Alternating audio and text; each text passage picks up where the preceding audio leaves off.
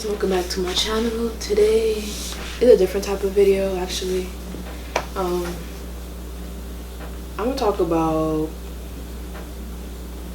myself and the current events that's happening in the world.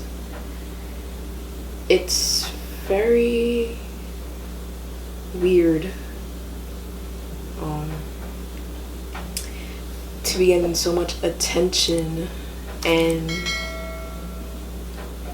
now in a sense with the protests and stuff going on, people is getting an understanding of what people like myself been talking about for many and many of years. It's really a different world in the atmosphere, how people have been treating others as of recently, you know.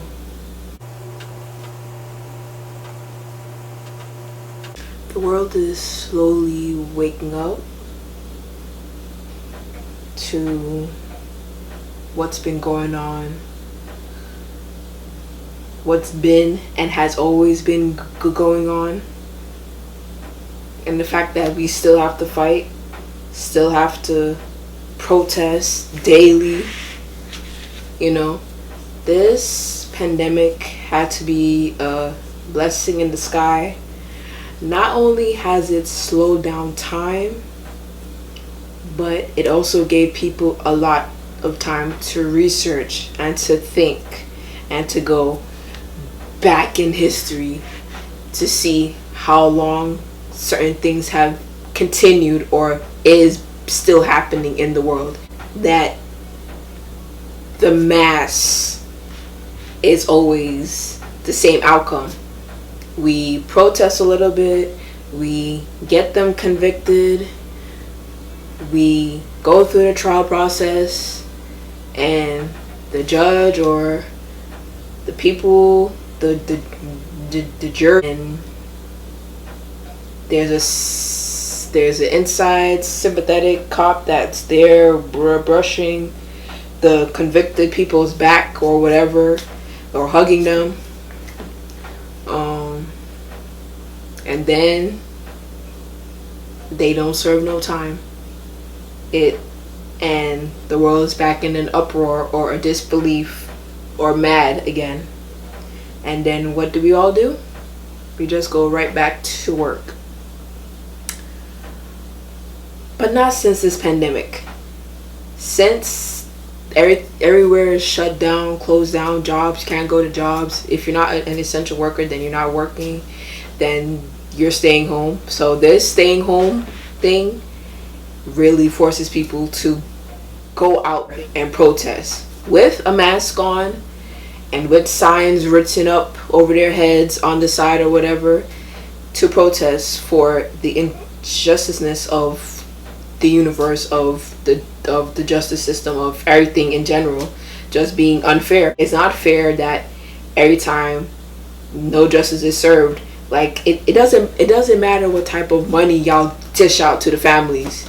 That's not bringing the people them back. That's not making the people them who did this suffer how they made other people suffer.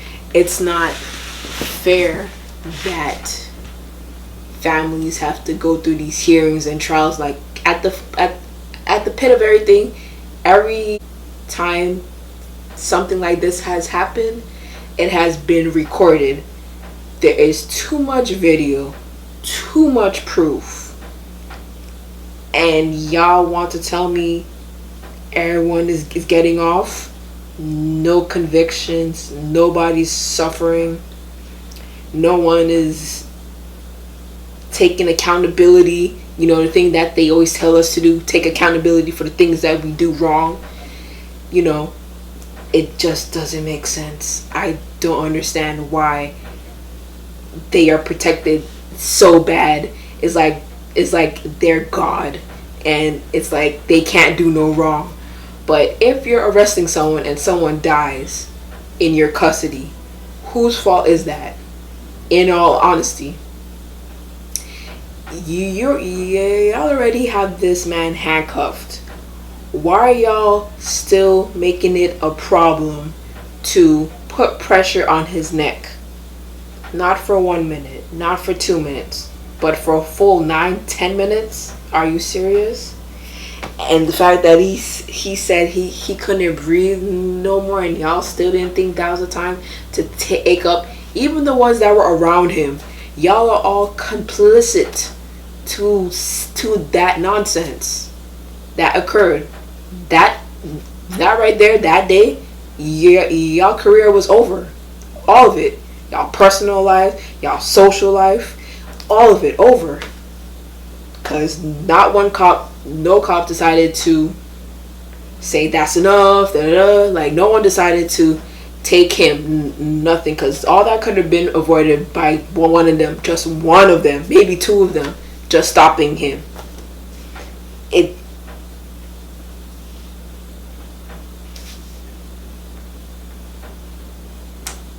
It's never going to stop. We as people need to be more,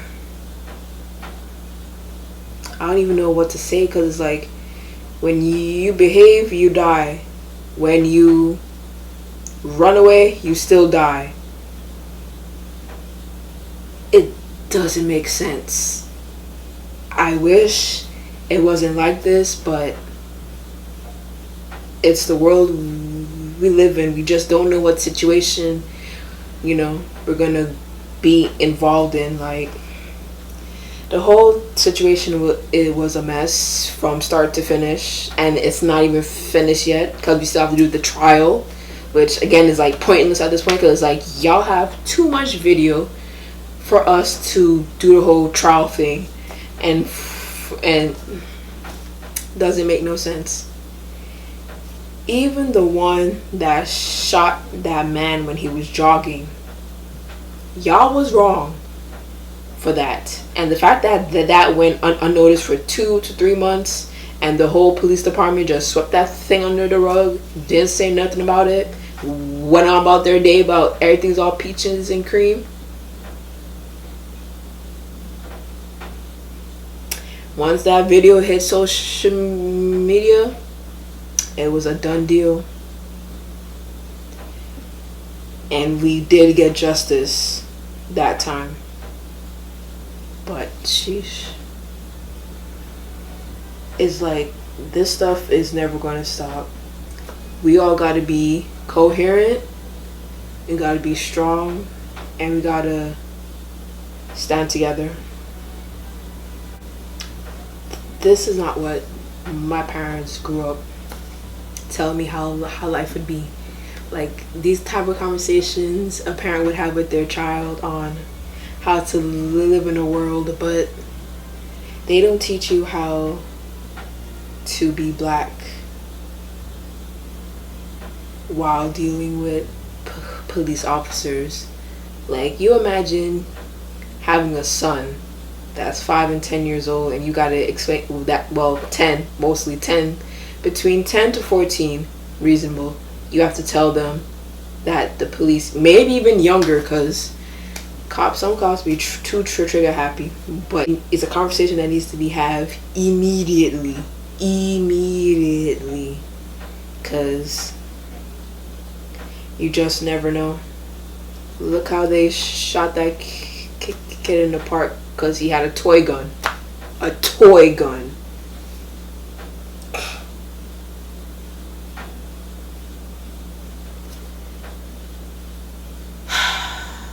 I'm gonna tell you my first police encounterment. My first police encounterment was in my building. I was chilling in my building with my friend and maybe 2 or 3 other guys. We was all chilling in the hallway. I guess one of my neighbors called the cops because they saw this guy hair, and his hair was a lot of colorful stuff at the time. And the cops came and they wanted to check our IDs and stuff like that. Told us, where we went to school or whatever. This was back when my building, you was able to just walk into my building with just pressing a bell number. And then now it's a whole security thing, so people can't just easily walk inside here like that. It's a little bit more complicated. So they came up to the floor and they asked us, well, what are we doing in the hallway? I said, oh, I can't have this much friends in the hallway. I mean, I can't have this much people in my mom's house. Da, da, da. And then they're like, oh, and then they were like, oh, can we see your IDs? And then showed them my school ID, because at this point we had nothing to hide. It wasn't like we were smoking or drinking or whatever. We were just being kids chilling in the hallway. So why were these cops so pressed? I don't know. So me and my friend, we were just, da da da. And then it was like around maybe 3 or 4 afternoon hours. It wasn't like no 8, 9. It was like 4, 5, 6. That after school hours, where you just got out of middle school, 8th grade, and 8th or 7th grade, and you're just chilling with your friends and da da da da da da, and then this happens. Now I'm like, that's suspicious. That's weird. This is my building, like, and I decided to chill with my friends in the hallway as opposed to being in the house, because some parents don't like their friend, and me personally, I don't like a lot of people in my parents' place like that, because I don't like people knowing exactly where I live. I don't like people that I don't know too well inside my parents' place, because they're going to be able to see everything. They're going to know where things are at and stuff like that. I only trusted my girlfriend at the time to come here, but not like the guys and stuff, because again, you don't know people like that, and it was more authenticatedly kind of cool to be in the hallway just chilling, hanging out, etc. So that experience kind of made me be like, already left me with a bad impression of, I wouldn't say a bad, but overbearing, protective thing, because I can understand if like someone was stealing or this and that, or like something to make me believe that the cops visit here wasn't a waste of time, because all they did was check our ID and told us that, oh, someone had called and that they see weird colored hair by their door and etc. And I was like, oh, okay. And they just left after that. At those times, even though the situation was minor / not too serious, things like that do happen on occasion. Like, what if the cops was having one of those days where they felt like, oh, you guys can't be in the building, or you guys can't do this, and you get like, the situation could have went left if one of us was doing something, say like, oh, we smoking or drinking or having loud music in the hallway, and stuff like that. So luckily at that time it was like very minor and very simple, so we didn't really get in trouble for that. But it's just, in hindsight, what I see now in the news of more severe things happening in the world with police officers, it's like, dang, y'all could take it to the next level, and y'all put fear in people when y'all do certain things. And just like how they're afraid of us, we are as equally afraid of them, because you guys have guns, tasers, and all that. If y'all wanted to, y'all could have arrested us. So crazy. But I just wanted to tell that mini story. I know it wasn't too like overally crazy like what we see on the news, but it was just a time that I remember that I was like, police brutality, police this, police that. Okay, this is bringing back a memory that I had from way years ago, and the fact that I still remember it. I hope you guys find this video to be more comforting or more understanding of what's going on in the world. Please comment, rate, and subscribe, and I'll see you guys on the next one.